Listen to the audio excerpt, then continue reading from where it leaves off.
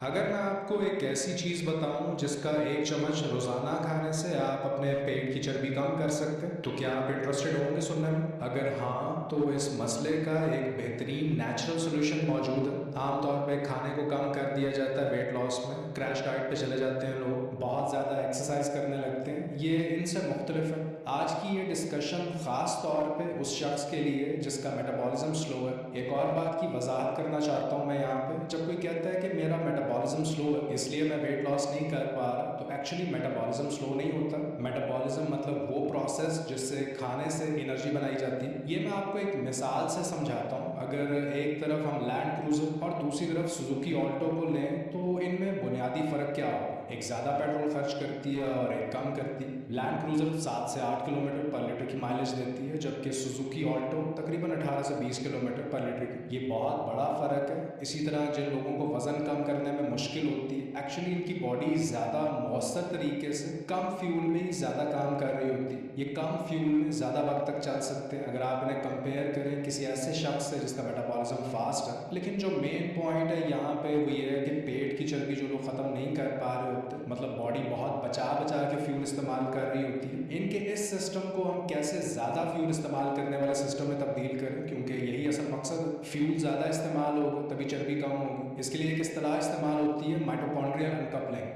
Mitochondria energy बनाने वाली factory है जो खाने को एनर्जी में तब्दील करती है। ये फैक्ट्री बॉडी के हर सेल में मौजूद होती है। इस एनर्जी को एक मॉलिक्यूल एटीपी की फॉर्म में स्टोर किया जाता है। लेकिन जब हम माइटोकॉन्ड्रियल अनकपलिंग की बात करते हैं तो इस प्रोसेस में इस एनर्जी को स्टोर करने की बजाय वेस्ट कर दिया जाता है। एटीपी की फॉर्म में स्टोर करने की बजाय माइटोकॉन्ड्रिया इसे हीट में तब्दील करके ज़ाया कर देते हैं। मतलब एनर्जी जो यूज़ हो सकती है वो कम बनाई जाती है। यहाँ माइटोकॉन्ड्रिया को आप एक कार के इंजन की तरह समझ लें। एक ऐसा कार इंजन जो इस दौरान कार को चलाएगा कम लेकिन हीट ज़्यादा बनाएगा और इस हीट को फिर वेस्ट कर दिया जाएगा। इस प्रोसेस को माइटोकॉन्ड्रियल अनकपलिंग कहते हैं। तो इस वीडियो में मैं आपको ऐसी चीज़ें बताऊंगा जिन्हें आप माइटोकॉन्ड्रियल अनकपलर के तौर पे इस्तेमाल कर सकते हैं। मुझे याद है एक दवाई मार्केट में पहले मौजूद थी जिसे अब हटा दिया गया। इसका नाम था 2,4-डाइनिट्रोफिनॉल। शॉर्ट फॉर्म में इसे डीएनपी कहते हैं। वेट लॉस के लिए इसे इस्तेमाल किया जाता था, लेकिन अगर मैं गलत नहीं हूँ तो अब इसे मार्केट से हटा दिया गया। लोगों ने इसे बहुत तेज़ी से वजन कम किया था और इसके कुछ बहुत सीरियस साइड इफेक्ट्स भी थे। ये बॉडी को ओवर हीट कर देती थी, लोगों को बहुत ज़्यादा पसीना आने लगता था इसे इस्तेमाल करने के बाद। इसी तरह एस्पिरिन एक और माइटोकॉन्ड्रियल अनकपलर है, लेकिन डेफिनेटली मैं इसे वेट लॉस के लिए तो रेकमेंड नहीं करूँगा क्योंकि इसके साइड इफेक्ट्स होते हैं और सिर्फ वेट लॉस के लिए आप इसे इस्तेमाल नहीं कर सकते। स्टमक अल्सर हो सकता है, ये इसका सबसे बड़ा साइड इफेक्ट है। इसी तरह एक और मेडिसिन निक्लोसामाइड, इसी तरह ओज़ेम्पिक है, लेकिन मेडिसिन हमेशा साइड इफेक्ट्स के साथ आती हैं जो यकीनन आप अवॉइड करना चाहेंगे।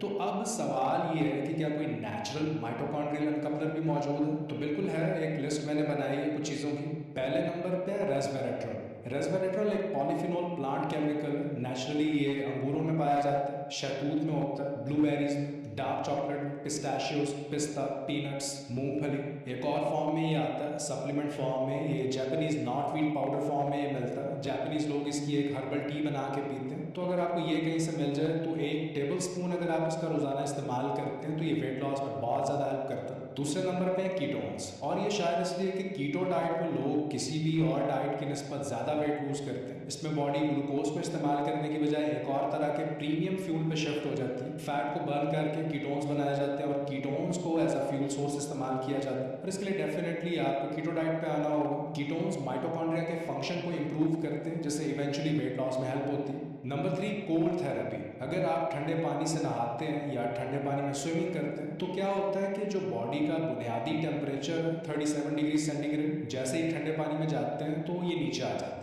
बॉडी को फिर बहुत ज़्यादा हीट प्रोड्यूस करनी पड़ती है इसे 37 डिग्री पे कांस्टेंट रखने के लिए, जिसमें कैलोरीज खर्च होती है, ज़्यादा फ्यूल लगता है, फैट को बर्न किया जाता है। अभी इसमें आप कोई एक्सरसाइज भी शामिल नहीं कर रहे, तो इसमें आप ठंडे पानी में स्विमिंग करने से या ठंडे पानी से नहाने से एक्स्ट्रा कैलोरीज बर्न करेंगे जिससे फैट लॉस होगा। और अगले नंबर पे एक्सरसाइज भी माइटोकॉन्ड्रियल अनकपलिंग इफेक्ट पैदा करती है, हीट प्रोड्यूस होती है, कैलोरीज बर्न होती है। ग्रीन टी भी इस लिस्ट में शामिल है, सौना या जकूजी बाथ भी इस लिस्ट में शामिल है। अब दूसरी तरफ वो कौन सी चीज़ें हैं जो इस माइटोकॉन्ड्रियल अनकपलिंग को रोकती हैं, ये जानना भी ज़रूरी है। नंबर 1 पे एक्स्ट्रा कैलोरीज, ज़रूरत से ज़्यादा खाना, क्योंकि देखें जब आप बहुत ज़्यादा खाते हैं, और मेरा मतलब है कि इतना खाते हैं जितना आपके माइटोकॉन्ड्रिया जला ही नहीं सकते, तो इससे प्रोसेस रुक जाता है और एक वक्त के बाद माइटोकॉन्ड्रिया माइटोकॉन्ड्रिया खराब होने लगते हैं। ये बहुत ज़्यादा कार्बोहाइड्रेट्स खाना, बहुत ज़्यादा चीनी खाना या इवन ज़रूरत से ज़्यादा फैट खाना भी माइटोकॉन्ड्रिया पे बोझ डालता है। ये एक्स्ट्रा कैलोरीज हैं जिन्हें बॉडी फिर जला नहीं पाती। एजिंग भी एक फैक्टर है। उम्र बढ़ने के साथ माइटोकॉन्ड्रियल अनकपलिंग भी कम हो जाती है। फिर सेडेंटरी लाइफस्टाइल, अगर आप दिन में ज़्यादा वक्त बैठ के गुजारते हैं, एक्सरसाइज बिल्कुल नहीं करते या कम मूव करते हैं पूरा दिन, तो इससे भी अनकपलिंग इफेक्ट कम हो जाता है। फिर कुछ खास दवाइयाँ, स्पेशली स्टैटिन्स,